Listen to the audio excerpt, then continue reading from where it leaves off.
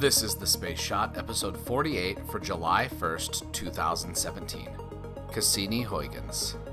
Hey everyone, welcome to The Space Shot, your daily space history, pop culture, and news fix. I'm John Molnix. First off, yesterday, after I had recorded the episode, of course, President Trump signed an executive order that reestablished the National Space Council. I'm going to have a podcast that looks at the specifics of the council and what it's done historically in the coming month. But here's a quick rundown of my thoughts on what the council could accomplish in the coming years.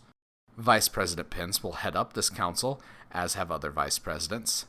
The council was last active during the George H.W. Bush administration, but fell out of use in 1993.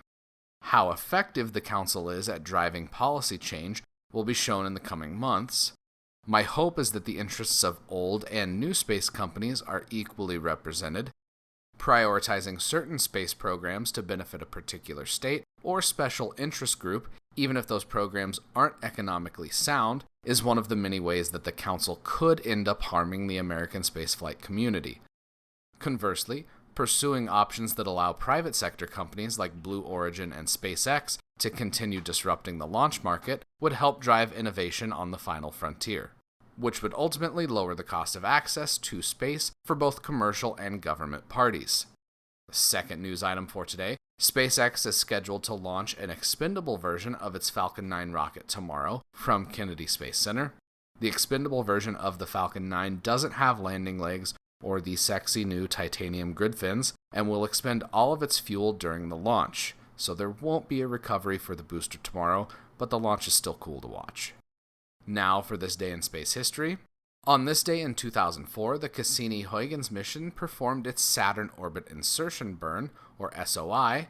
This day marked the beginning of more than 13 years of continuous operations in the Saturnian system. Online, you may see that Cassini arrived on either June 30th or July 1st, depending on the source, and that's due to its arrival late in the evening. JPL, or the Jet Propulsion Laboratory, is located in California, so when Cassini arrived at Saturn at 9:12 p.m. Pacific Time, it was June 30th. For UTC, or Coordinated Universal Time, it was already July 1st. Anyways, back to the mission. Cassini was launched on October 15th, 1997, on a Titan 4B rocket with the venerable Centaur upper stage. At launch, the Cassini orbiter and Huygens probe weighed a combined 13,298 pounds, with nearly 8,000 pounds of that amount being fuel. The orbiter is 22 feet high by 13.1 feet wide and has power generated by radioisotope thermoelectric generators. These RTGs power the communications for the orbiter, as well as the dozen or so science instruments that are on board. After its launch from Earth, Cassini performed numerous gravity assist maneuvers, twice at Venus, once at Earth, and one finally at Jupiter.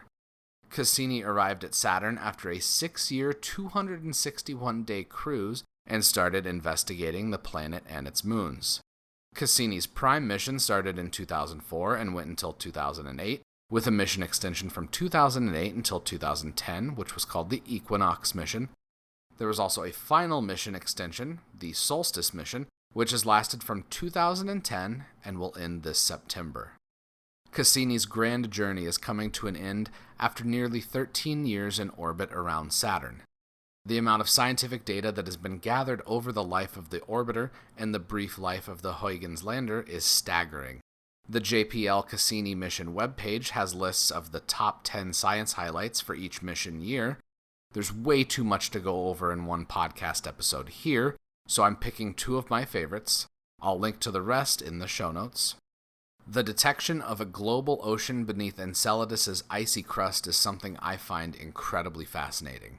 After studying the moon's librations, which is kind of like an oscillation or wobbling motion, combined with measurements of a new modeling of its gravity field, there's now confirmation of the existence of a global ocean beneath its icy crust. The undersea ocean combined with geothermal vents means that ocean is an incredibly tempting target for future missions. In addition to Enceladus, there's also Titan. The discovery of liquid methane lakes and rivers on the surface of Titan is mind-bending to think about. The environment on Titan allows for methane, which is a gas here on Earth, to flow as a liquid on those alien shores. The Huygens probe made the very first landing on a moon in the outer solar system when it touched down on January 14, 2005. The lander provided views of an alien vista that was striking in how similar it is to Earth in appearance, yet so strange upon further study. Over 13 years, Cassini has sent back over 500 gigabytes of data to scientists. The Deep Space Network here on Earth is a network of dishes that track the various missions operating in our solar system, and this network has allowed Cassini to send back all of its data.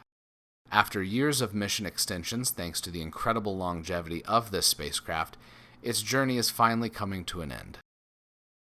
The grand finale phase of its mission has taken Cassini closer to Saturn than any other spacecraft before, and on September 15, 2017, the mission will finally come to an end as Cassini dives into the spectacular clouds above Saturn. Tomorrow, a Falcon launches, and a gamma ray bursts. Thank you for listening to the show. Producing a daily podcast takes a lot of time, and I'd love if you could take just a minute to leave a review or rating in Apple Podcasts and let me know what you think. If you're so inclined, you can ask me questions and chat on Instagram and Twitter. Find me at John Molnix pretty much everywhere. Subscribe to the podcast and share it with anyone you know that loves history, space, or pop culture. I'm John Molnix, and I'll catch you on the flip side.